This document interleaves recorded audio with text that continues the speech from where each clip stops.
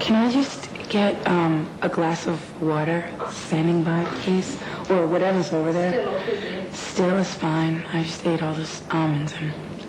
Anyway. It's nice at least. Yeah, it's nice. Have you ever been stayed here? You don't have to because you live here. Never been here, actually. It's really well done. So many beautiful hotels around. But they say that this is haunted.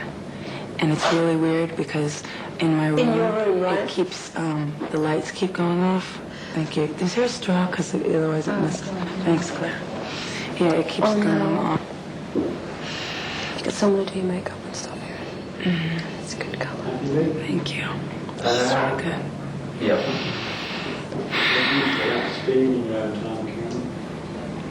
All right then.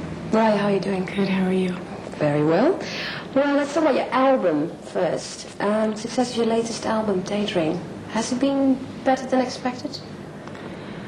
I don't know. I mean, I don't really expect anything. I just hope that people will like my project and, you know, because I put so much into doing it, and when you're writing and producing and you're in the studio for so long and then you put it out, if it's well received, it's really, you know, gratifying. It's incredible.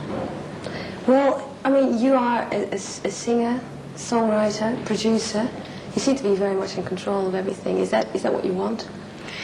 It's not, I mean, I don't do it because I want to be in control. It's just that I think it's part of the creative process for me. It's part of, you know, my enjoyment of making music and singing. You know, it's not just going in there after someone's written and produced a track and putting a vocal on and leaving.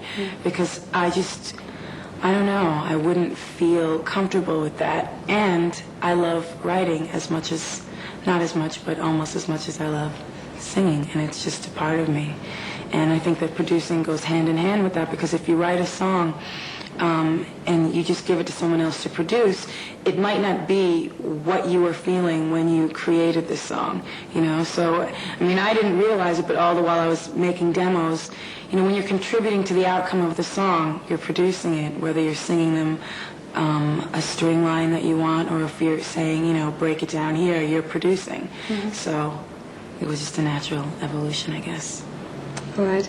Well, your new single, Open Arms, was not written by yourself, written by Journey. Why? Why did you pick that song?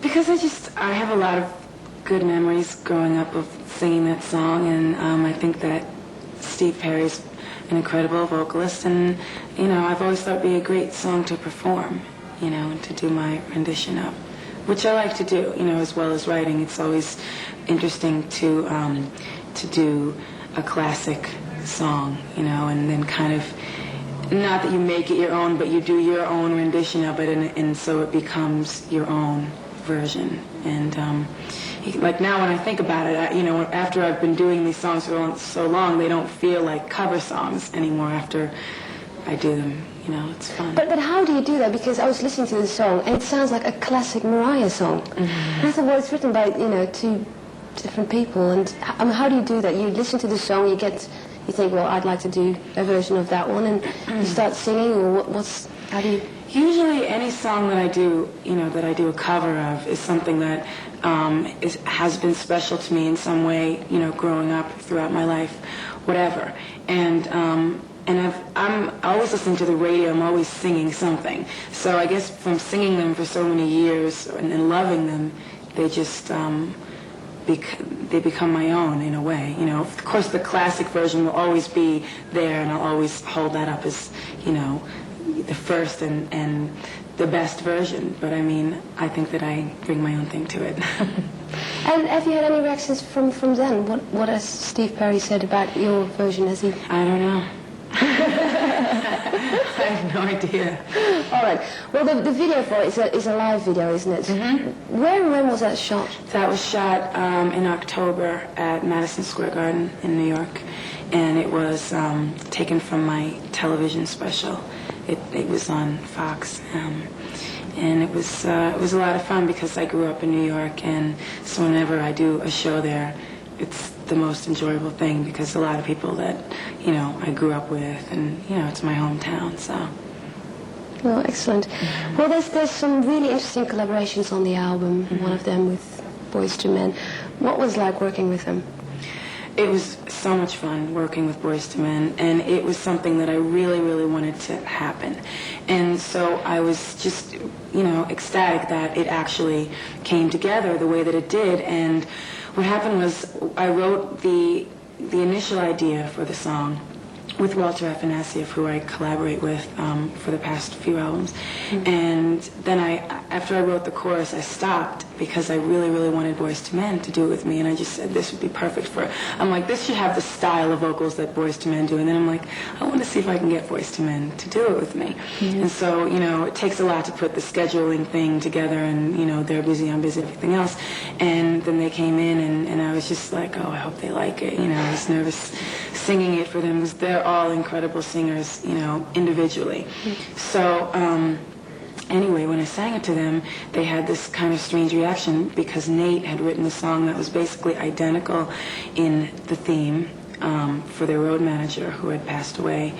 And melodically, the songs just worked perfectly. I mean, his song fit over my song, so we put them together, and then we finished it. Fantastic. And also, I mean, the video, you guys seem like you're having a really good time. I spoke to Sean Stockman actually a couple of weeks ago, and I asked him about it, and he said, oh, right, she's cool, man. And he was like, talking about this whole shoot, and he's always very polite and very sweet, but he loved it as well. They're all really nice guys, and I think it was cool that on the video we just filmed what we were doing. That's actually us making the record. First of all, because we would not have had time to make a video. I mean, it was bad enough trying to they were on tour, and I was getting ready to put my album out, so, I mean, I was like, we better document this while we're doing it.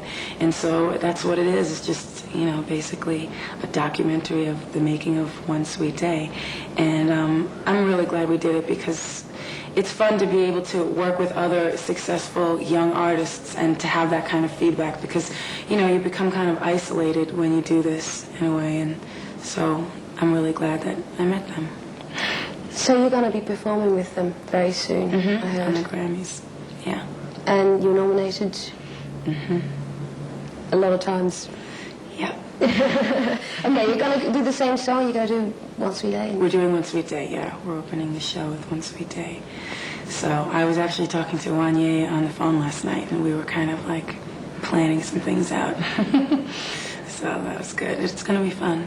All right. Well, have you got any plans of doing any other tracks with him in the future, or maybe with other bands, other artists that you would really like to collaborate with? I just did a remix for the song "Always Be My Baby," which is going to be the next single in America. I'm not sure when it's coming out here, but it's a remix. Jermaine Dupri and I wrote the song, and he did the remix, and we have Debrat and Escape on it, and it's really, really good. I love it. So. What kind of sound? What's the sound like? What's it about? The vibe of the remix is, the song "Tell Me If You Still Care" by the SOS Band. Yeah.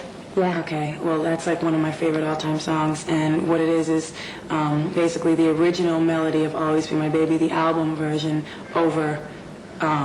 Like a loop of "Tell Me." It's not a loop, it's replayed, but it's because it's in a different key. But yeah, it's really good. I really like it. Good, not to it's my own thing. I guess I don't want to sound conceited or anything here, but I just like it because it's I just got done with it and been listening to it, and Debrat's part is really good, and Escapes. We sang a bunch of new background vocals together and stuff, and we also did the video kind of the same way I did with the Boyz II Men thing, but it's got sort of a retro kind of 60s vibe going. It's like shot in black and white, and it's a lot of outtakes and fun stuff.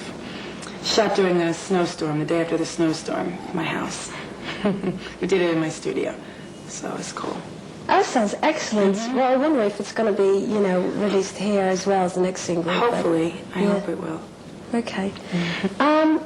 Let's see. You've co-produced other artists' albums as well, haven't you? One of them is Trey Lawrence. Trey Lawrence. Yeah, you're a backing vocalist. Are you doing any other things like that? Any other projects like that? Well, I'm probably going to be writing with Trey again. He's doing a new album, and the stuff he has already sounds great. He's been working with a lot of really good producers and stuff. So that'll be something I'm looking forward to doing. And I'm also doing a label, and that's in the works right now, but I'm working with a couple different groups. And one group in particular is called Blue Denim, and they're female. They rap and they sing, and actually one of them is the sister of Salt from Salt and Pepper, and their names are Kimmy Cat and Sugar Sean, and they're very cute.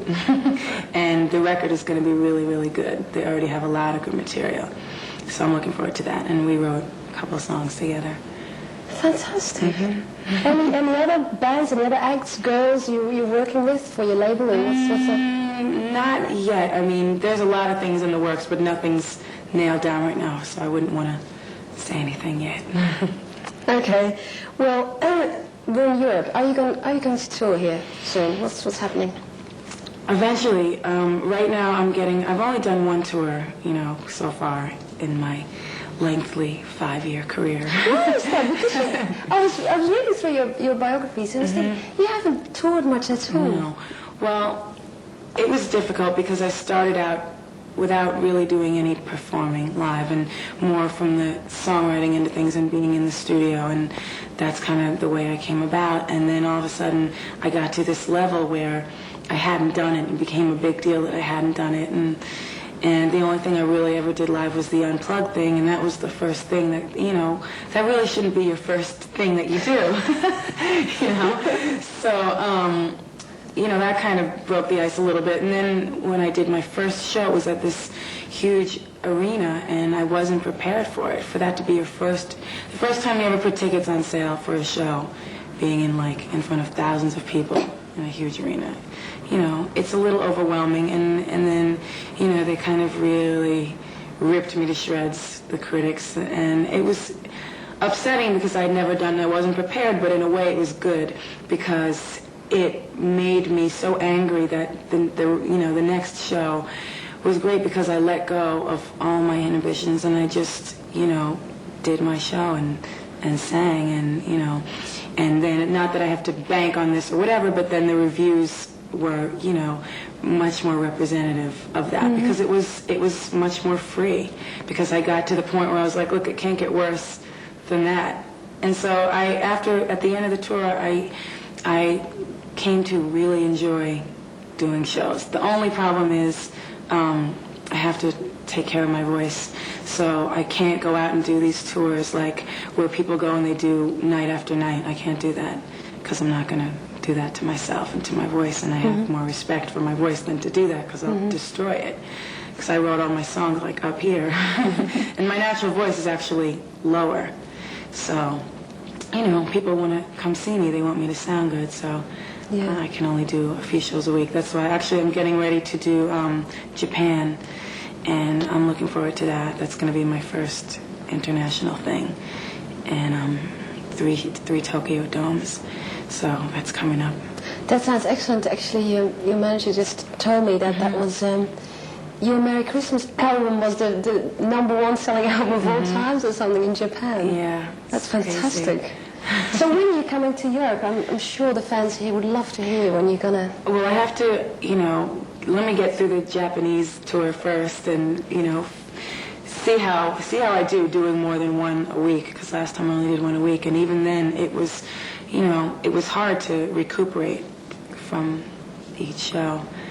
To me, to get to the point where I feel good. Because I don't want people to come and be like, oh, she was hoarse, she sounded wretched, So I definitely want to tour here. The fans have been so supportive of me here, and so I have to do this, and then hopefully sometime this year.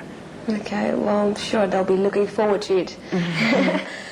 Okay, well, a lot of stars, that we interview, they kind of get really tired of their routine, doing their interviews, and they're shooting videos. I mean, how do you cope with it all? I mean, you're not doing too many gigs, as you just said. Right. But, how do you kind of...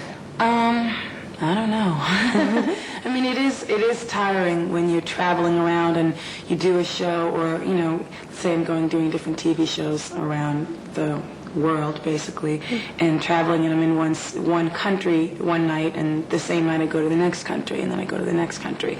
And so even though you're not doing concerts, it's still tiring, the flying and all that, and whatever. But you deal with it. I mean, it could be where I could have a worse job, please. I mean, I'm not one of those people that's bitter. There are a lot of, I've been noticing certain people seem to be very bitter, and it's like, look, you're a star, you're successful, you're obviously living your dream, be happy. Don't be angry at the world. Why? What do you have to be angry about? There's a lot of things I don't like about doing this, I mean, things that are just out of control that, you just want to hide under the covers and not come out. But, it's like you have to take the good with the bad, so I'm okay. All right. Well, how important is success to you? Do you think you can get addicted to your lifestyle? I mean, look at where you're staying, and do you get addicted to being successful? Well, I don't think you can get addicted to it. I mean, I guess some people could. But what I try to do is think about where I've been and, where I grew up and where I am now. And the conveniences make it easier to work 24 hours a day, which is basically what I do.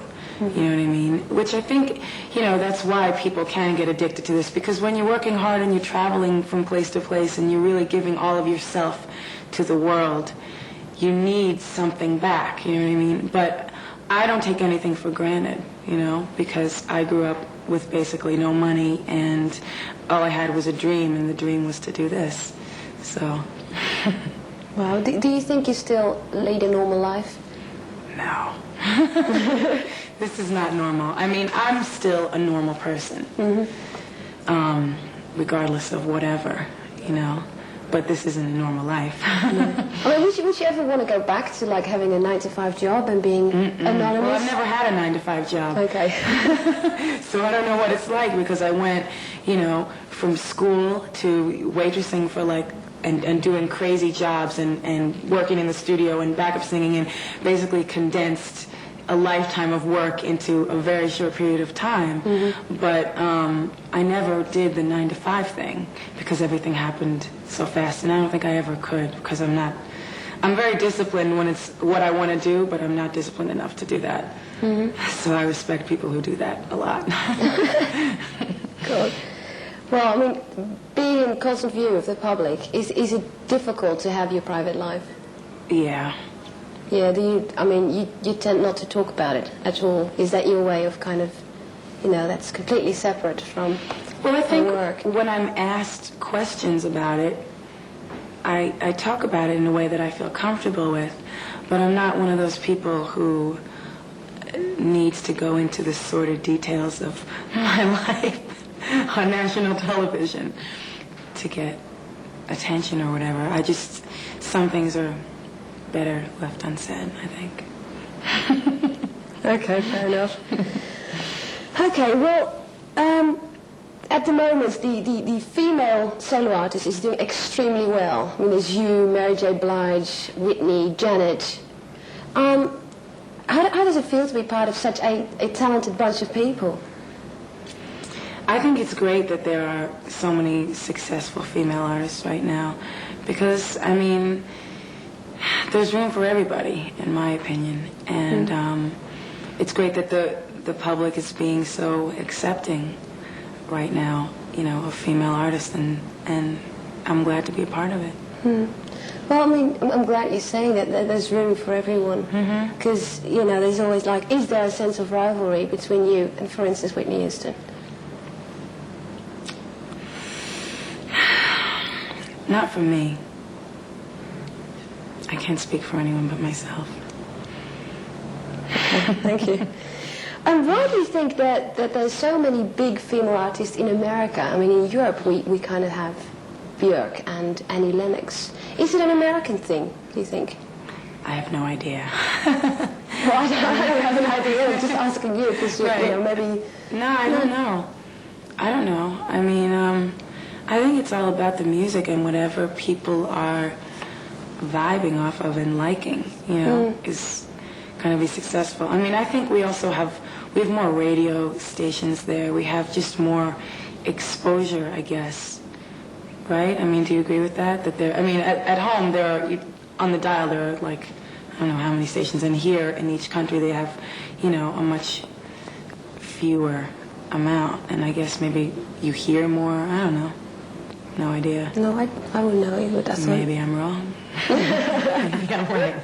No idea. All right. Well, I'd like to ask a bit more about songwriting, because what do you do? How do you write a good song? I think it's just whatever you're feeling, and you try to, you know, translate that into the music. And I think that it helps if people can relate to what you're saying and to the emotion that you're emoting through the song. Do you think your songs reflect your emotions? Are they? I think anytime, if you're a singer, when you sing, that's emotion coming out of you. You know what I mean? I mean, I feel like you can sing anything, and it's a representation of your soul. If it's something you're putting out. And that's how I feel about it. I mean, music is such a strong thing for me, and it's such a force in my life that, you know, whatever I sing is coming from inside in some way. Mm-hmm. And the inspiration for your songs, do you usually get that from everyday life things, or memories, everyday life, inner moments, what have you. Okay, well, how do you know you've written a good song? I guess it's something that you feel. If you feel proud of it, you know, there are things that I feel closer to that I've done and that I feel more proud of than other things. You know, I mean, I could pick out the songs that are the closest to me, you know, on each album. Just I couldn't tell you why, you know.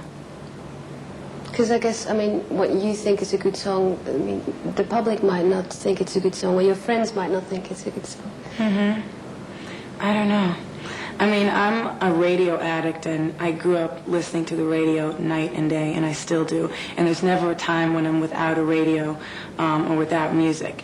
So I'm one of those people that always said, you know, I would listen to the radio and go, that's going to be number one, you know, whatever song. And I was usually a pretty good indicator of that because I just live, you know, through the music so much that I always used to do that. So whatever that means.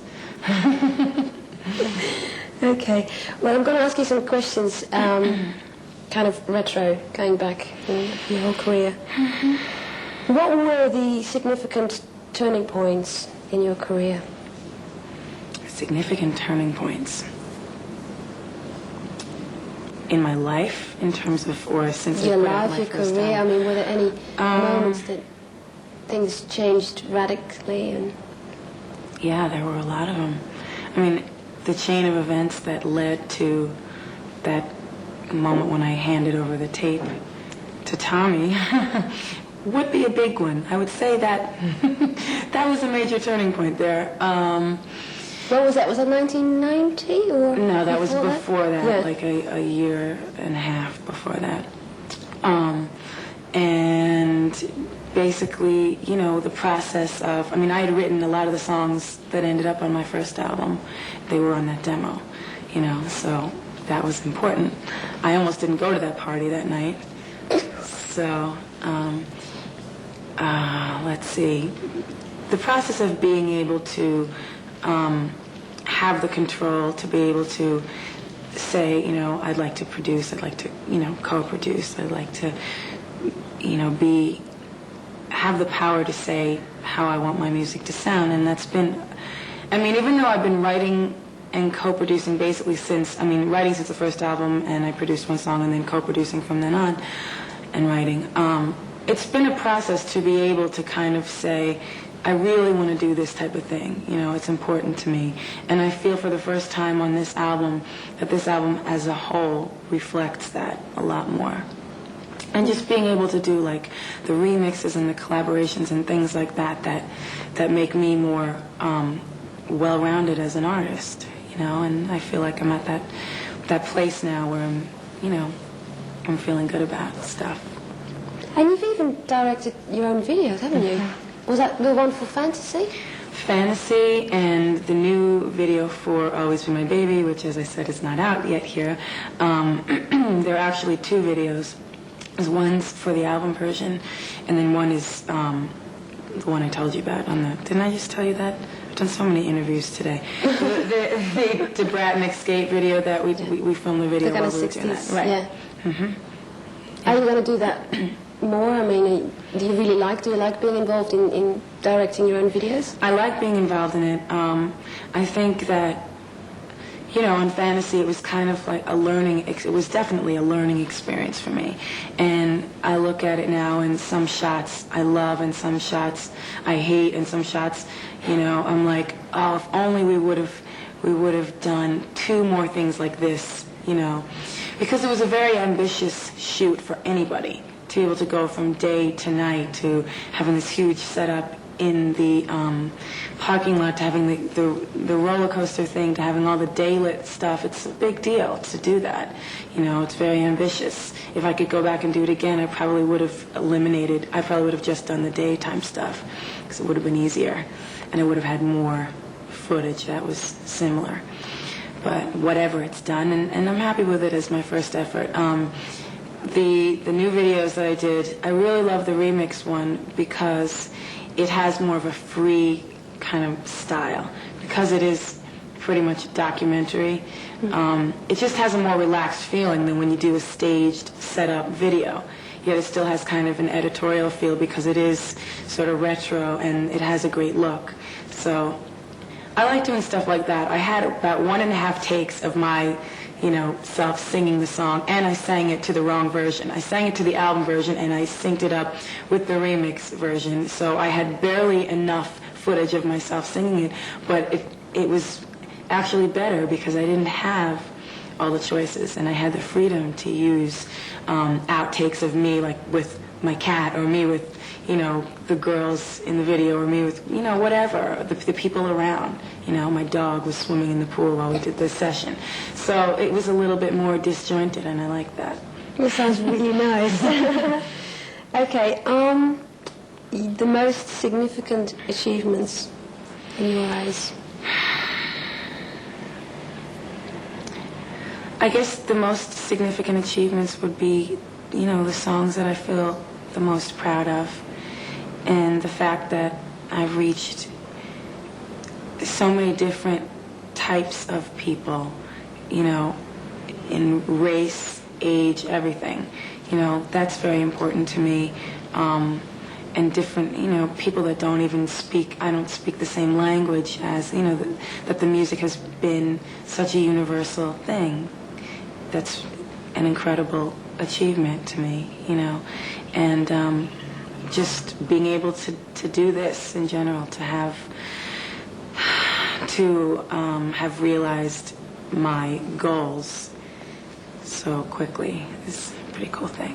Yeah. You're a big gospel music fan, aren't you? Mm-hmm. How important are gospel and God to you in your life? Very important. It's a very personal thing for me, but definitely I owe everything to my belief in God and to my prayers, and I really believe that I wouldn't be here if I didn't have the faith, to get here. So. Wow. How much different is Mariah Carey now compared to when she recorded her first album 6 years ago? I'm different in terms of what I've seen and what I've experienced, and that has changed me. And because I have to be a lot more guarded and everything now, and a lot more paranoid. But I'm the same person inside, and I just think that success in general has made me, if you can believe it, and it's very corny sounding, but it's just made me, I think, a nicer person and a better person because I'm so grateful for all the things that I have that, before I was just like, when is this going to happen? It was just like a tense my whole life was a tense waiting period to get a record deal and to make an album, and my whole life, that's all I wanted to do. So that gave me kind of a certain, not a ruthless quality, but just like an on-edge thing. Like I was just kind of in limbo, waiting. So, I'm a little more relaxed. Okay. Well, I'm kind of through my questions, and I guess... Yeah, half hour is over. Okay. Thank you. Sure. If you can do a signature for my brothers. Sure. I love you to death. That was going. I got your video here.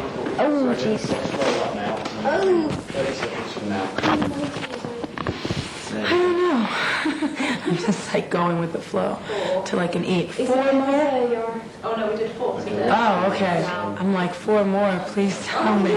Say it isn't so. Don't forget, you promised to get my shoe in. Oh, yeah, actually, can you do that first? Just get some title. Why not? Might as well get some use out of freaking things. My brothers cried when they heard I was going to Yeah. If Mariah can just listen. Oh, you're filming already. All right. Fantastic then. Hold on. Okay. You're talking about my brothers, right? Yeah. It's so sweet that from Holland. They called me and said, "When is America?" And one of them started crying. Said, "Please, can I come over and autograph?" I said, "I want to meet her." I said, "Oh, I prefer an autograph." So, which journalists have you spoken to today? Was it all English TV or is it? I'm not supposed to go there a lot. Go back. I try to. I mean, I have to work here in Holland and all this. Yeah. Wait, let's not get it. Hold on, don't get that yet because hey, I put my foot like that. That's better because I have a line on my foot from the strap. Yeah. There we go. You can see the way there and get those shoes in there. Fantastic. Don't go too close to my legs. I don't know when I shaved them. That's cute. That's good.